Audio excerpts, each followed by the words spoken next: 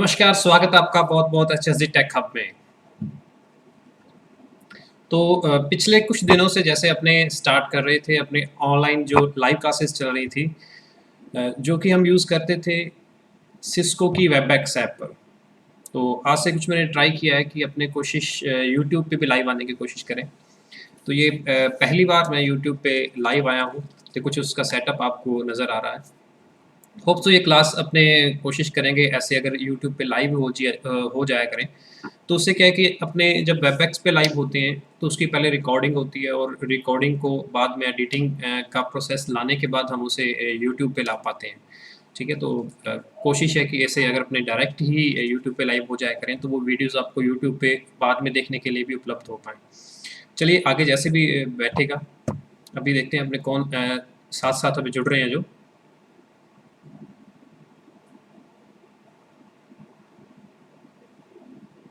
आप नीचे जो भी लाइव हैं, आप नीचे कमेंट करके एक बार थोड़ा-सा अगर आपको आवाज़ और सब कुछ सही नज़र आ रहा है, आवाज़ अच्छे से सुनाई दे रही है, तो नीचे कमेंट करें एक बार।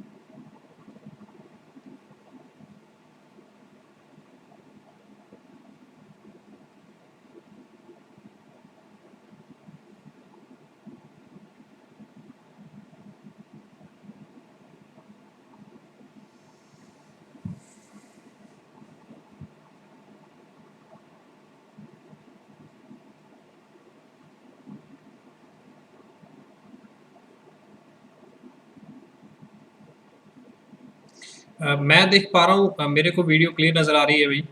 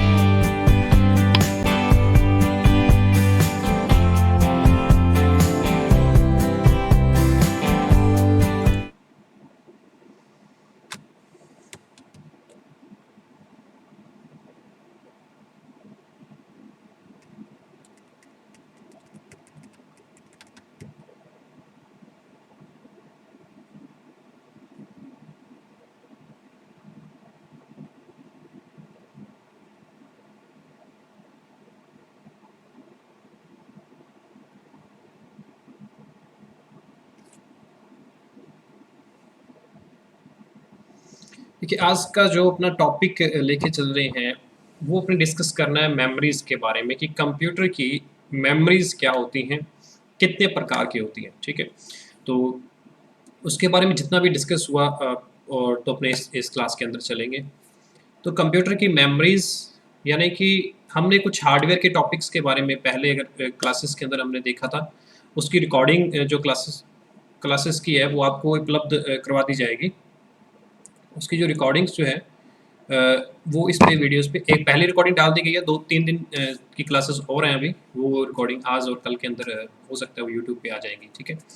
तो हमने स्टार्ट किया था कि जो कंप्यूटर होता है, कंप्यूटर दो चीज़ों से मिल के बना होता है, ठीक है, जिसमें से दोनों के नाम अपने हार्डवेयर और सॉफ्टवेयर हम कहते हैं, ठीक है। तो कंप्यूटर दो चीज़ों से मिल के बनता है, तो अभी उसकी यहाँ पे स्टार्ट करते हैं। तो दो चीज़ें जब हमने डिस्कस की, बेसिक सा पहले ओवरव्यू दे देता हूँ क्योंकि यूट्यूब पे पहली बार हूँ तो कुछ नए भी देखेंगे। तो हमने स्टार्ट किया था कि जो कंप्यूटर होता है वो दो चीज़ों से मिलके बनता है, जिसमें से पहली चीज़ को हम कहते हैं हार्डवेयर, यानी कि एक हार्डवेयर पार्ट होता है कंप्यूटर का, जितने भी पार्ट्स हैं फिजिकली पार्ट्स, भौतिक पार्ट्स जो हमें किसी हार्डवेयर की शॉप के अंदर, कंप्यूटर की शॉप पर अगर हम कंप्यूटर असेंबल करवाना चाहते हैं या एक लेके आना चाहते हैं, तो जितने भी पार्ट्स वो देता है हमें, वो सारे हार्डवेयर पार्ट्स कहलाते हैं, फिजिकल पार्ट्स, ठीक है।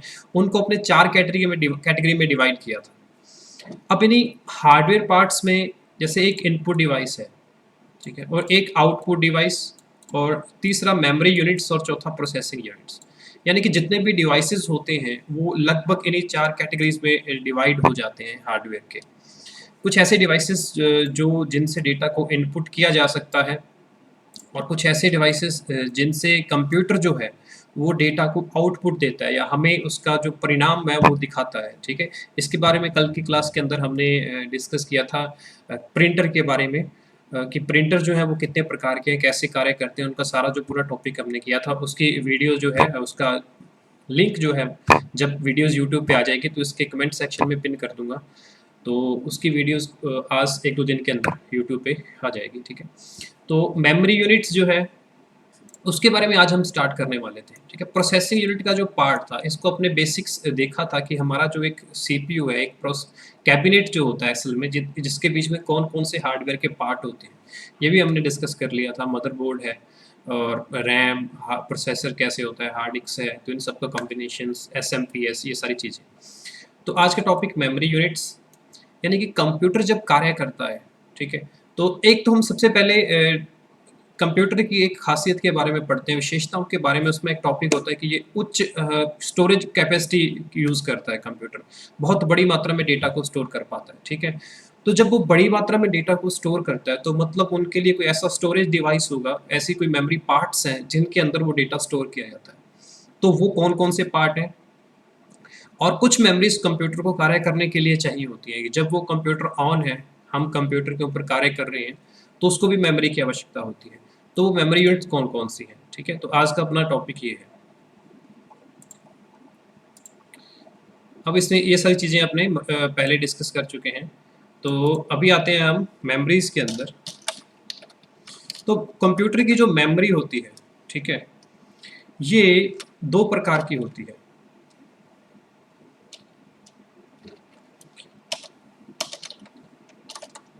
ठीक है, मेमोरी एक को बोलते हैं हम प्राइमरी मेमोरी,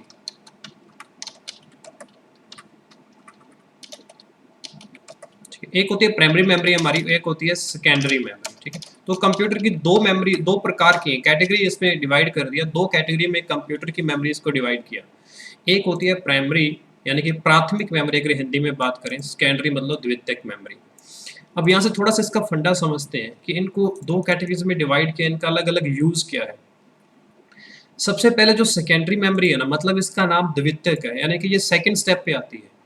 तो मतलब क्या है कि कंप्यूटर को कार्य करने के लिए ये सेकेंड लेवल पे है, मतलब कंप्यूटर के अंदर जितना भी डेटा है, हमें सेकेंडरी स्टोरेज के बारे में अगर देखें, सेकेंडरी मेमोरी के बारे में देखें, तो कंप्यूटर के अंदर जो भी डेटा स्टोर होता है, ठीक है, वो डेटा कुछ भी हो सकता है, इवन कुछ प्रोग्राम भी हो सकते हैं। देखो कंप्यूटर की जब हम कंप्यूटर को पावर ऑन करते हैं, पहले ये कंसेप्ट जो है वो समझना जरूरी हो जाता है इसके लिए। अब सेकेंडरी स्टोरेज के लिए मैं एक मान के चल लेता हूँ हार्ड डिस्क हमारी, ठीक है, उसका एक एग्जांपल लेके चलते हैं। कंप्यूटर के अंदर जो सेकेंडरी स्टोरेज डिवाइस जो अवश्य होती ही है, हर किसी कंप्यूटर के अंदर होती है। अब वो कंप्यूटर हो चाहे वो लैपटॉप हो, सेम ही बात है।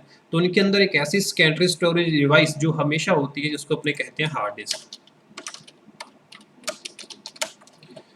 अब ये हार्ड डिस्क जो है, ठीक है, अब कंप्यूटर का जब ऑन करने का प्रोसेस हमने पढ़ा था कि बूटिंग प्रोसेस जो था, कि कंप्यूटर को जब हम ऑन करते हैं, ठीक है, तो उस प्रक्रिया को क्या बोला जाता है? बूटिंग प्रोसेस बोला जाता है। कंप्यूटर बूट करता है, ठीक है। अब यहाँ पे कंप्यूटर के अंदर हमारे पास हार्ड डिस्क है। हार्ड डिस्क क्या है? एक स्टोरेज डिवाइस है, ठीक है। स्टोरेज डिवाइस है। स्टोरेज का मतलब क्या होता है? डेटा को स्टोर करके रखना। तो कंप्यूटर के अंदर जो भी चीज़ है, चाहे वो कोई सॉफ्टवेयर है, चाहे वो कोई डेटा है, डेटा किस प्रकार का, कोई ऑडियो हो सकती है, कोई वीडियोस हो सकती है, कोई टेक्स्ट फाइल है आपके पास, वर्ड की फाइल है, एक्सेल की फाइल है, कोई भी फाइल्स हैं, कोई भी डेटा है, कोई भी सॉफ्टवेयर हैं, वो सारे के सारे कंप्यूटर के अंदर जिस हिस्से में स्टोर रहते हैं, सेव रहते हैं, वो स्टोर रहते हैं हार्ड डिस्क के अंदर, ठीक है। तो यानी कि कंप्यूटर की जो एक खासियत हमने पढ़ी कि कंप्यूटर जो है बहुत बड़ी मात्रा में डेटा को स्टोर करके रख सकता है। तो वो किसके माध्यम में, किस में रखता है? वो हार्ड डिस्क में रखता है। अब हार्ड डिस्क जो है, ठीक है, इसके अंदर तो डेटा स्टोर पड़ा है, ओके।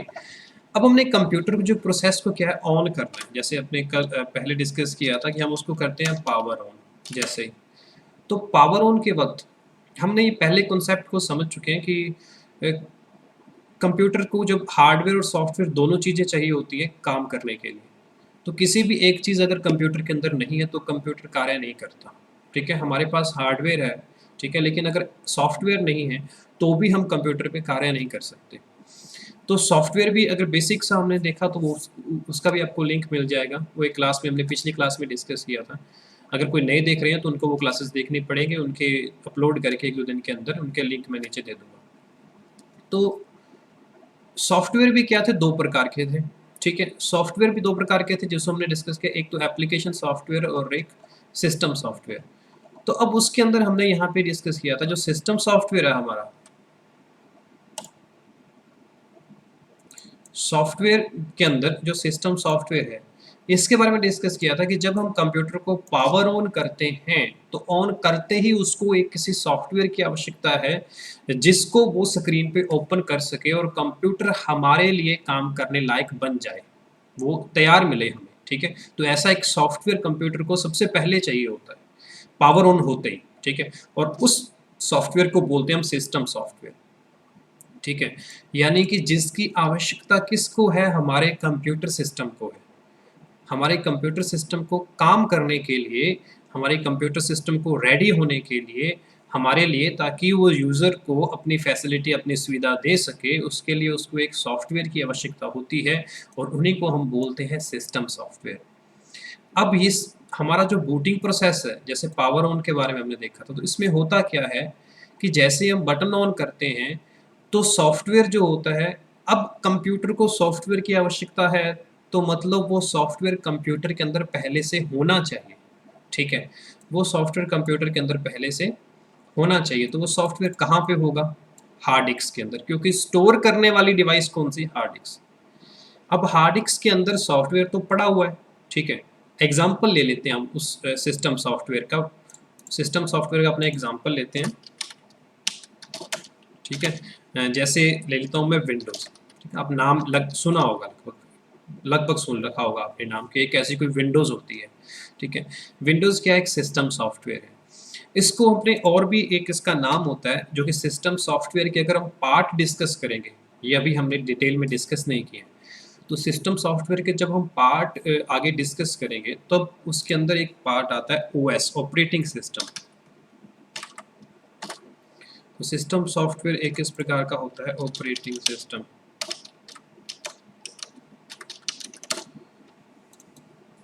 ठीक है।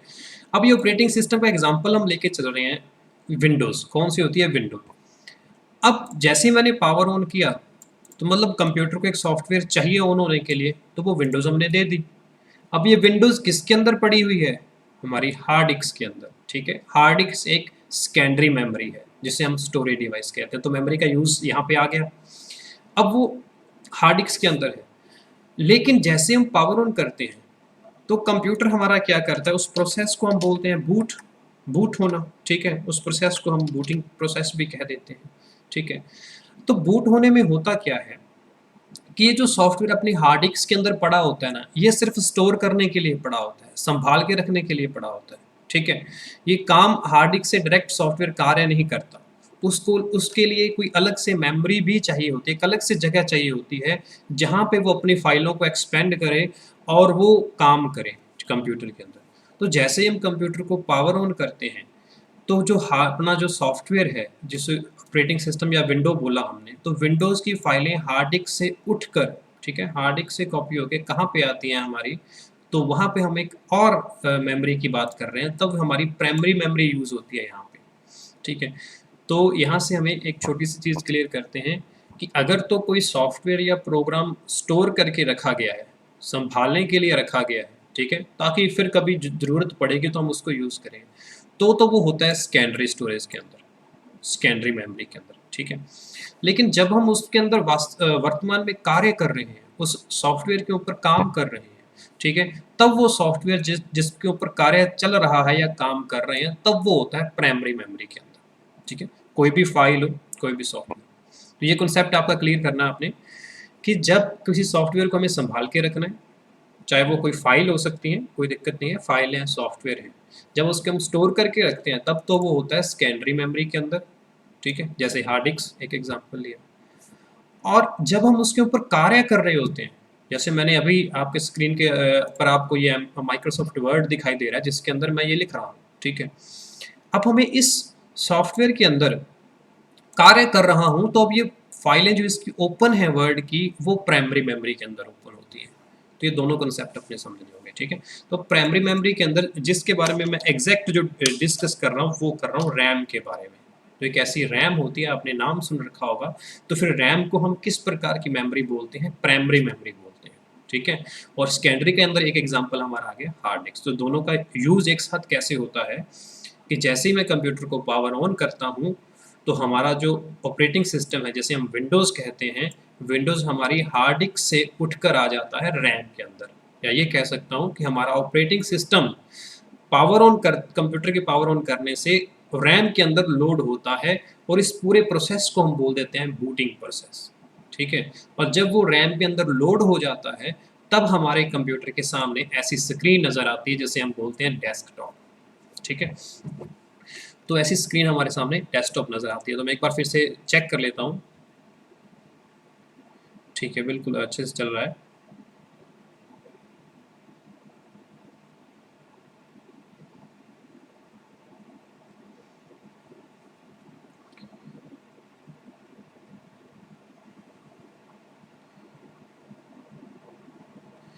चलिए, तो ये आपको जैसे ही ऑन करोगे तो आपके सामने ऐसी स्क्रीन आ जाती है, तो मतलब जो हमारा ऑपरेटिंग सिस्टम है वो रैम के अंदर लोड हो चुका है, तो आपके सामने डेस्कटॉप नज़र आता है। इससे कंप्यूटर ये भी कहता है कि भाई अब मैं रेडी हूँ, अब अपने को कोई कार्य करना है, यानी यूज़र कोई कार्य करना चाहता है कंप्यूटर के अंदर तो वो कर सकता है, ठीक है। तो अब हम यूज़र हैं अगर, तो हमने कार्य करने के लिए फिर हमने वर्ड को ओपन किया, ठीक है।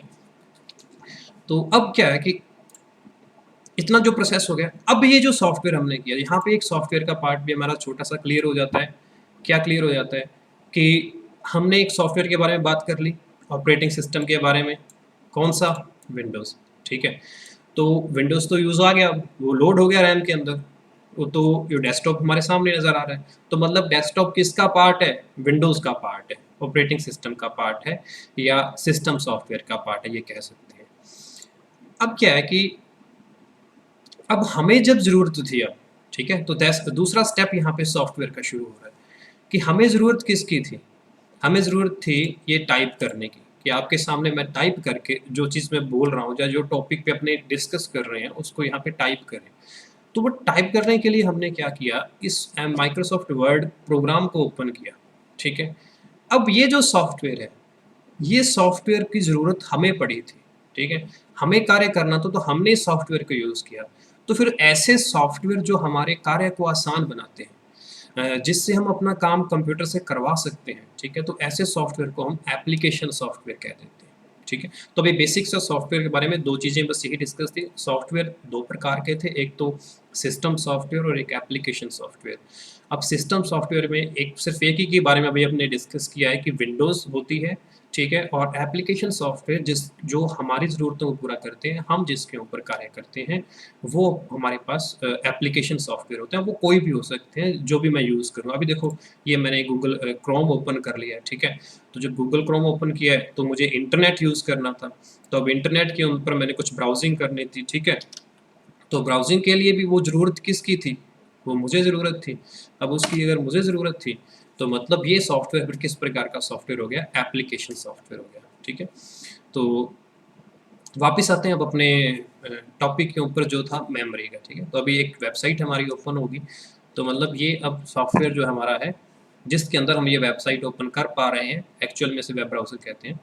तो ये भी क्या है, ये मेरी ज़रूरत के लिए था, मैंने ओपन करने के लिए इस वेबसाइट को ओपन किया है, ठीक है? मुझे इसके कोई काम था, तो फिर ये एप्लीकेशन सॉफ्टवेयर कहलाते हैं ये ब्राउज़र, ठीक है?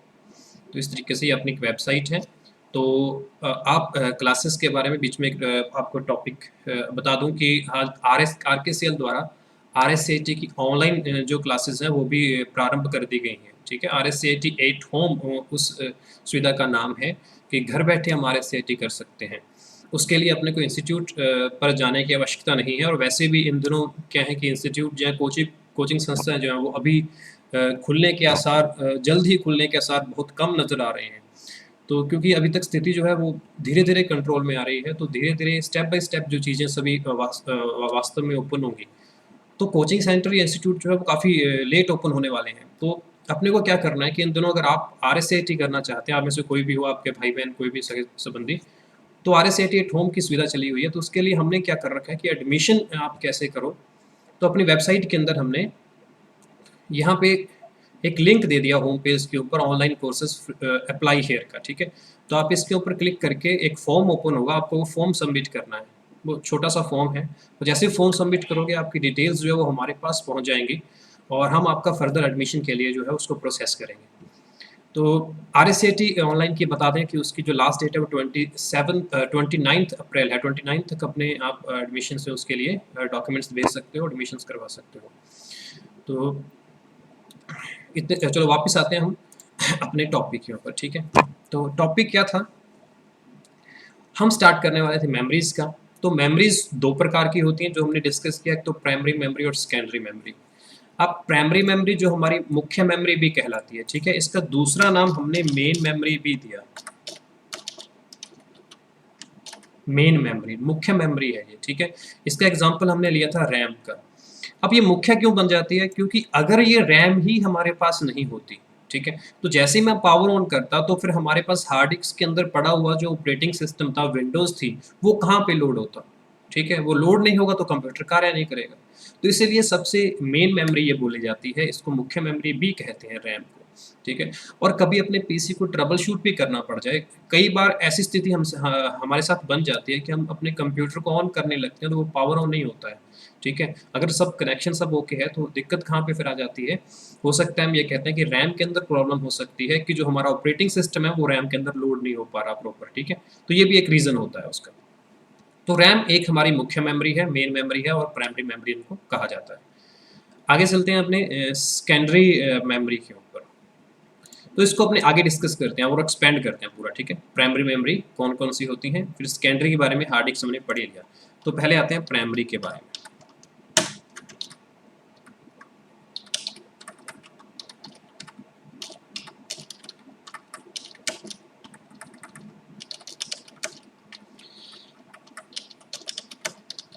प्राइमरी मेमोरी, ठीक है?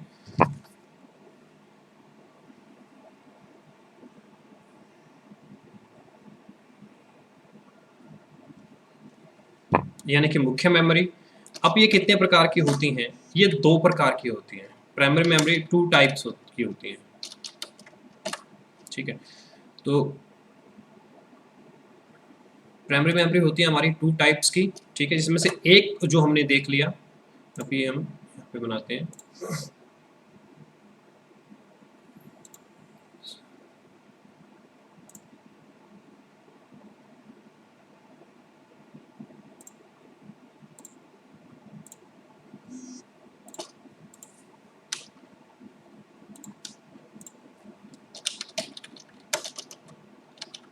ठीक है, प्राइमरी मेमोरीज। तो पहला जो हमने देखा वो रैम देख लिया कि एक तो होती है रैम, ठीक है, एक होती है रोम। अब प्राइमरी मेमोरीज जो होती हैं वो दो प्रकार की होती हैं। एक तो होती है हमारे पास रैम, रैम के बारे में हमने थोड़ा सा डिस्कस किया कि उसका यूज़ क्या होता है, और दूसरी होती है रोम, ठीक है। अभी इनकी जो फुल फॉर्म देख लेते हैं। रैम की जो फुल फॉर्म है वो क्या है, रैंडम एक्सेस मेमोरी, ठीक है। तो एग्जाम के अंदर इनकी फुल फॉर्म सीधे सीधे पूछी जा सकती है कि भाई रैम की फुल फॉर्म क्या है, तो वो है रैंडम एक्सेस मेमोरी। और इसी तरीके से जो रोम है हमारी, रोम की फुल फॉर्म क्या है, रीड ओनली मेमोरी, ठीक है। तो प्राइमरी मेमोरी दो प्रकार की हुई, एक तो रैम और सेकंड है उसका रोम। अब रैम क्या है, रैंडम एक्सेस मेमोरी है, और रोम हमारी रीड ओनली मेमोरी है। एक तो इनकी फुल फॉर्म हमें अच्छे से याद होनी चाहिए, ठीक है, क्योंकि इससे संबंधित क्वेश्चन अक्सर एग्जाम के अंदर सीधा सीधा ही आ जाता है। अब हमने रैम का यूज़ तो पढ़ा था, ठीक है, कि रैम का यूज़ होता क्या है। अब रोम का यूज़ पढ़ते हैं थोड़ा सा, कि अब रोम कहाँ पे पार्ट प्ले करती है अपना कंप्यूटर के अंदर। एक रोम होती कहाँ पे है, ये मदरबोर्ड के ऊपर एक चिप जो होती है वो पहले से फिक्स होती है, ठीक है। रैम हमें अलग से लगानी पड़ती है स्लॉट के अंदर। ये हमने उस सीपीयू के पार्ट के अंदर पढ़ लिया था कि जो एक स्लॉट रैम जो होती हैं, जो इंटरनल पार्ट्स जिसे हम कंपोनेंट भी बोलते हैं, और वो कंपोनेंट मदरबोर्ड के ऊपर जो फिक्स किए जाते हैं वो स्लॉट के अंदर फिक्स किए जाते हैं। तो रैम स्लॉट के अंदर लगती है, रोम जो होती है मदरबोर्ड पे इटसेल्फ एक जो है फिक्स होती है मेमोरी। तो अब इसका यूज़ क्या है, ठीक है। तो मैं वापस अपने बूटिंग प्रोसेस पे आता हूँ, ठीक है। जो हमने अभी समझा था कि कैसे जो ऑपरेटिंग सिस्टम है, ऑपरेटिंग सिस्टम हमारी हार्ड डिस्क के अंदर पड़ा हुआ है विंडोज़, और पावर ऑन करते ही वो विंडोज़ रैम के अंदर लोड होती है, जिससे कि वो फाइलें रैम के अंदर लोड होने पर हमें डेस्कटॉप नज़र आता है और हमारा कंप्यूटर जो है वो बूट हो जाता है, ठीक है। अब यहाँ पे एक पार्ट और प्ले करता है, यहाँ पे रोम का यूज़ भी आता है। रोम का यूज़ भी यहीं पे होता है। होता क्या है कि जैसे ही मैंने पावर ऑन की, ठीक है, इसको मैं सिंपल तरीके से अपने समझ रहे हैं, क्योंकि ये क्लास जो है मैं ध्यान में रखे, एक तो आरएसआईटी जो कर रहे हैं उनके लिए, और दूसरा अपने जो बेसिक कंप्यूटर से संबंधित टॉपिक हैं हमारे गवर्नमेंट एग्जाम्स के लिए जो आते हैं, ठीक है, चाहे वो राजस्थान पटवार हो, राजस्थान कांस्टेबल हो, या अन्य गवर्नमेंट एग्जाम्स हो, बैंकिंग के अंदर भी जो आते हैं। तो बेसिक सा इसके बारे में होता है, तो हम ज़्यादा इसके अंदर डीप नहीं जाएंगे कि इनका एक्चुअल में वास्तव में प्रोसेस क्या होता है। हम उतना सा देखें जितना से हमारा काम चल जाए, ठीक है। यानी कि जैसे ही मैंने पावर ऑन किया, तो हमने कहा कि जो हमारा ऑपरेटिंग सिस्टम है वो हार्ड डिस्क से कॉपी होकर रैम के अंदर आएगा, ठीक है। लेकिन यहाँ पे एक पार्ट क्या प्ले होता है कि उसको बताएगा कौन कि कौन सा ऑपरेटिंग सिस्टम है, और वो ऑपरेटिंग सिस्टम कहाँ पे पड़ा हुआ है, और वो उस ऑपरेटिंग सिस्टम को लोड होना है रैम के अंदर। तो ये इंस्ट्रक्शंस कौन देगा, जैसे ही मैंने पावर ऑन किया तो ये बताएगा कौन कंप्यूटर को कि भाई ये एक ऑपरेटिंग सिस्टम पड़ा हुआ है हमारे हार्ड डिस्क के अंदर, इसको उठाओ और उठा के रैम के अंदर डालो ताकि कंप्यूटर ऑन हो। तो वो जो इंस्ट्रक्शंस होती हैं, ठीक है, वो जो निर्देश होते हैं कि भाई जो हमारा इंस्ट्रक्शन, जिसको हम क्या बोल देते हैं, बूटिंग इंस्ट्रक्शन बोल देते हैं, ठीक है, जिसको बोल देते हैं बूटिंग इंस्ट्रक्शंस, बूटिंग के निर्देश, ठीक है। तो अब ये कहाँ पे सेव होते हैं, ये फिर एक ऐसी छोटी चिप जो हमारे मदरबोर्ड पे होती है जिसे हम कह देते हैं रोम, ठीक है। तो ये इंस्ट्रक्शन रोम के अंदर सेव होती है, वो एक मेमोरी होती है। तो ये भी प्राइमरी मेमोरी है, इसकी भी बड़ी आवश्यकता है ना। तो फिर रोम के अंदर जो है अक्सर क्वेश्चन पूछा जाता है कि रोम के अंदर क्या होता है। रोम के हम अंदर हमारे बूटिंग इंस्ट्रक्शन सेव होते हैं, ठीक है, बूटिंग इंस्ट्रक्शंस सेव होते हैं, और जो कि कंप्यूटर को निर्देश करते हैं जब भी बूट होना होता है। दूसरा इसके अंदर रोम के अंदर क्या होता है, ये बूटिंग इंस्ट्रक्शंस, तो इसको अपने एक और नाम दे देते हैं। इसके अंदर रोम के अंदर एक पार्ट होता है हमारा बायोस, ठीक है। रोम कंप्यूटर के अंदर एक ऐसा सिस्टम होता है, कौन सा system, basic input output system. तो कंप्यूटर के अंदर एक ऐसा सिस्टम होता है, जैसे ही कंप्यूटर ऑन करेगा तो वो सब चेक करेगा पहले कि आपके पास प्रॉपर जो इनपुट डिवाइस है काम करने के लिए वो हैं, प्रॉपर आउटपुट डिवाइस हैं आपको काम करने के लिए कि नहीं है, ताकि अगर कोई ज़रूरत हो या कोई पार्ट्स मिसिंग हो तो वो कंप्यूटर आपको पहले ही बता दे, ठीक है। तो बेसिक इनपुट आउटपुट सिस्टम और साथ में बूटिंग इंस्ट्रक्शंस यानी बायोस होता है। तो तो क्वेश्चन ये भी बनता है कि जो बायोस सिस्टम होता है तो ये किस में सेव होता है, रैम और रोम के अंदर सेव होता है, ठीक है। तो रोम के अंदर क्या होता है, बायोस सिस्टम होता है, बेसिक इनपुट आउटपुट सिस्टम, जो आगे कंप्यूटर को निर्देशित करता है कि भाई आपने बूट होना है तो कहाँ से होना है, कौन सा उसके लिए आपके पास डिवाइस है, कौन सा ऑपरेटिंग सिस्टम है, तो उसको लोड होना है, ठीक है। तो रैम ये काम करती है, यूज अपने को रैम का पता, रोम ये काम करती है, सॉरी फिर से रैम बोल दिया। तो रोम का जो यूज है वो अपने को पता लग गया, रोम मतलब रीड ओनली मेमोरी, और यहीं से इसका एक नाम भी यहाँ पे पता लग रहा है कि रीड ओनली मेमोरी, यानी कि इस मेमोरी को हम सिर्फ रीड कर सकते हैं, हम इसको बार बार बदल नहीं सकते, ठीक है। आगे इसके बारे में डिस्कस करेंगे। अब इनके अंदर जो है बेसिक्स है, इनके अंदर थोड़ा सा और इसका पार्ट देखते हैं। अब आगे ये भी क्या होती हैं, कई प्रकार की होती हैं। तो प्राइमरी मेमोरी रैम और रोम दो तरह की हुई, और ये आगे ये भी कितने प्रकार की होती हैं। तो हम रैम की अगर बात करें, ठीक है,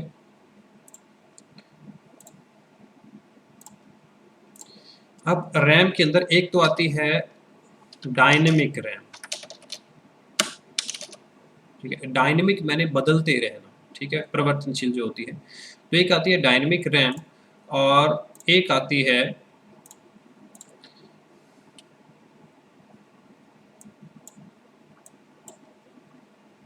उसको मैं काफी थोड़ा सा बड़ा कर लेता हूँ,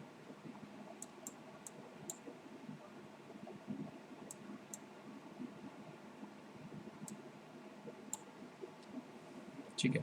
तो एक होती है डायनेमिक रैम और एक होती है स्टैटिक रैम,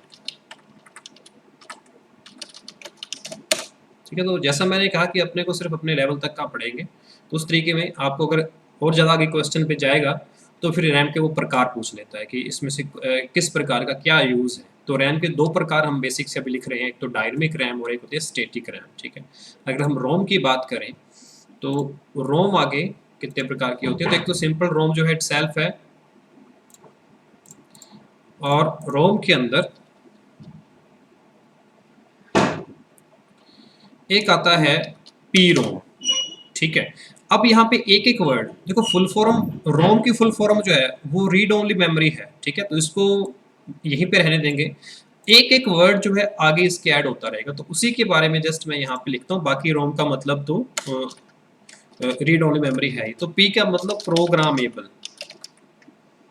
ठीक है, जिसे प्रोग्राम किया जा सके। जैसे हमने रोम के अंदर पढ़ लिया कि ये तो रीड ओनली मेमोरी है, तो एक बार ये तो इसके अंदर जो डेटा सेव हो गया तो उसको बस बार बार पढ़ सकते हैं, हम इसको चेंज नहीं कर सकते रोम के अंदर डेटा को, ठीक है। तो यानी कि ये भी कह सकते हैं कि जो रोम का डेटा होता है फिर वो क्या होता है, परमानेंटली सेव होता है, ठीक है। तो पी रोम एंड और इसके साथ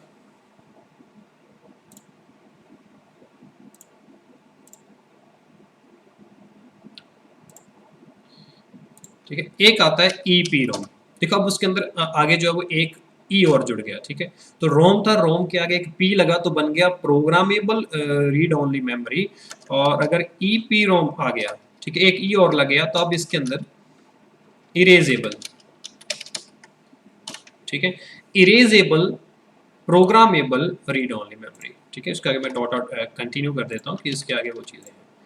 तो प्रोग्रामेबल, अब ये क्या हो गया, सेकंड जो इस रोम का और प्रकार आता है वो किस प्रकार से आता है, erasable programmable read only memory, ठीक है। और इसके बाद और जो होता है वो आता है डबल ई पी रोम। तो ये तो अक्सर एग्जाम के अंदर इनकी फुल फॉर्म पूछी जाती है। रोम से संबंधित जब भी क्वेश्चन आता है या तो बायोस का आएगा, ठीक है, कि बायोस सिस्टम जो होता है वो किसके अंदर सेव होता है, रोम के अंदर होता है, या इसके अंदर आएगा तो हमारे पास ये P ROM, E P ROM और ई पी पी रोम, इनसे फुल फॉर्म पूछ लेगा कि इनकी जो है फुल फॉर्म क्या है, ठीक है। तो ई पी रोम की जिस प्रकार से erasable programmable read only memory थी, तो हमारे पास डबल ई पी रोम के अंदर क्या आएगा। अब ये इरेजेबल तो वो है यहाँ पे देखो इरेजेबल हो गई, यानी कि हम रोम को इरेज कर सकते हैं, ठीक है। इससे पहले क्या था, प्रोग्राम कर सकते हैं ओनली, उसके बाद सिर्फ वो डेटा सेव रहेगा। लेकिन अब जो है,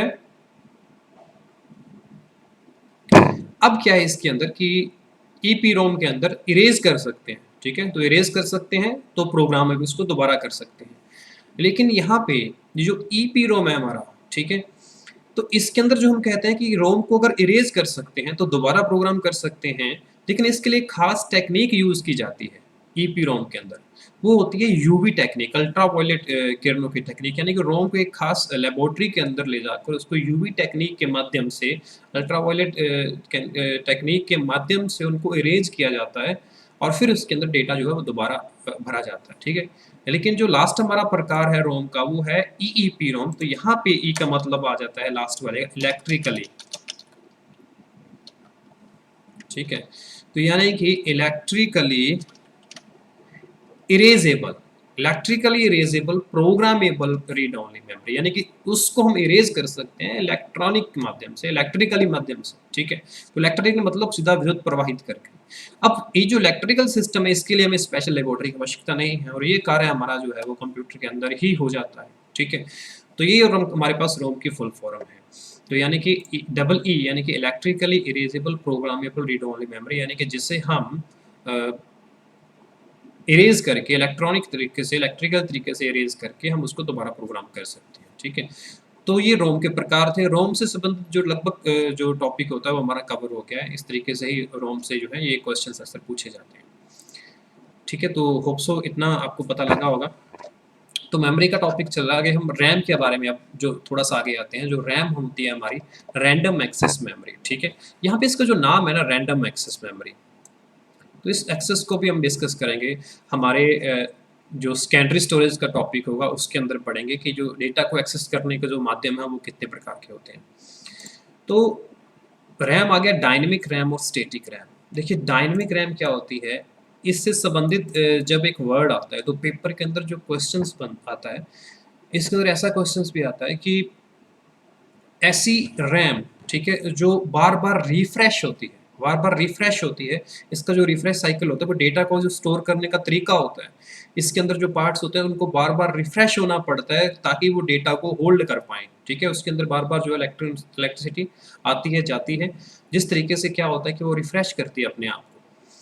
तो ऐसी रैम जो बार बार रिफ्रेश होती है ताकि वो डेटा को प्रॉपर जो है वो होल्ड करके रख सके, तो ऐसी रैम को बोलते हैं डायनेमिक रैम। तो डायनेमिक रैम परिवर्तनशील रैम, और हमें सिर्फ एक ही वर्ड याद रखना है और इससे संबंधित यही क्वेश्चन के अंदर बनता है कि ऐसी रैम जो बार बार अपने आप को रिफ्रेश करती है वो कौन सी होती है, डायनेमिक रैम होती है, ठीक है। लेकिन अब फिर आते हैं अपने पास स्टैटिक रैम के बारे में। ये स्टैटिक रैम क्या है? अब स्टैटिक मैंने क्या होता है, स्थिर, ठीक है। तो ये उसका उल्टा हो गया। डायनेमिक अगर बार बार परिवर्तनशील होती है तो स्टैटिक क्या होती है, अपने आप को बिल्कुल स्थिर रखती है, ठीक है। इसके अंदर कुछ भी रिफ्रेश करने वाला सिस्टम नहीं होता, ठीक है। ये बिल्कुल स्टैटिक होती है, बिल्कुल स्थिर होती है। तो मतलब यहाँ पे टेक्निक चेंज हो गई। डायनेमिक रैम की जो टेक्निक थी वो अलग थी, स्टैटिक रैम की टेक्निक थी वो अलग थी, ठीक है। तो ऐसी रैम जो अपने आप को स्थिर रखती है, रिफ्रेश नहीं होती, वो स्टैटिक रैम है, ठीक है। और जो बार बार रिफ्रेश होती है वो डायनेमिक रैम है। अब इनके अंदर भी इनका थोड़ा सा डिफरेंस पूछ लेता है, इससे कुछ इनको कंपेयर करके आपस में क्वेश्चन आ जाता होता है, ठीक है। अब जैसे देखिए, अगर आप इसको समझना हो, इसको याद रखना हो, तो स्टैटिक रैम के बारे में अगर थोड़ा सा समझते हैं तो हमें इसको ऐसा एक एग्जांपल ले सकते हैं कि हमने सुना होगा कि जो प्रकृति के अंदर ज़्यादातर जो चीज़ें हैं वो गतिशील है, मूवमेंट होती रहती है, ठीक है। लेकिन जब अगर स्टैटिक की बात करते हैं, स्थिरता की बात करते हैं, तो स्थिरता बहुत मुश्किल चीज़ होती है, यानी काफ़ी हार्ड चीज़ है स्थिरता, स्थिर होना, अपने आप को स्टेबल रखना, ठीक है। तो यानी कि उस वो एक बहुत बड़ी कीमत पे आता है। तो इससे हम ये एक चीज़ देख लेते हैं कि जो स्टैटिक रैम है मतलब ये बहुत ही महंगी होती है डायनेमिक रैम से, ठीक है। तो अगर तो कॉस्ट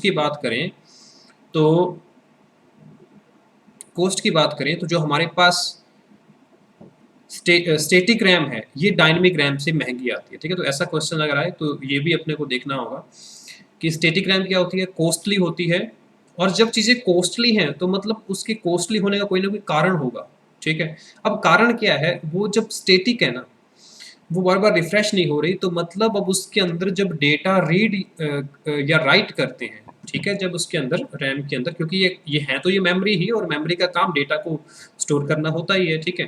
तो अब जो डेटा के अंदर रीड राइट करते हैं तो बड़ी तेज गति से होता है, बड़ी स्पीड से होता है, ठीक है। तो अब रैम के अंदर जब ये भी क्वेश्चन आ जाए कि इनमें से फास्टेस्ट कौन सी है, इसमें से सबसे तेज गति की रैम कौन सी है, तो फिर वो स्टैटिक है। चूंकि ये तेज गति की रैम है इसीलिए इसकी कॉस्ट ज़्यादा पे करनी पड़ती है और ये महंगी आती है, ठीक है। अब ये डायनेमिक रैम क्या होती है? डायनेमिक रैम जो बार-बार परिवर्तनशील होती रहती है, तो रिफ्रेश होती है, तो मतलब अब इस कारण क्या होता है, इसके अंदर डेटा को रीड राइट करने की स्पीड उतनी नहीं होती, तो स्पीड कम होती है, तो ये अपेक्षाकृत स्टैटिक रैम से धीमी भी होती है, जिस वजह से ये सस्ती भी होती है, ठीक है? और ये जो हमारे पास डायनेमिक रैम है, इनके भी आगे हम कभी आपने नाम सुना होगा कि रैम आगे जो हैं, ये कई प्रकार की होती हैं, जैसे हमें डीडीआर रैम कह देते हैं, ठीक है? जैसे डीडीआर रैम, तो यहाँ पे डीडीआर का मतलब होता है डबल डेटा रेट। तो अगर आज की बात करें तो इसका भी अलग-अलग वर्ज़न है।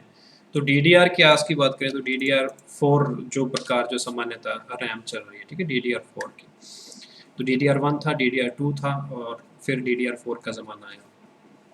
तो ये जो थे हमारे पास प्राइमरी मेमोरी से संबंधित जो है, इसके बारे में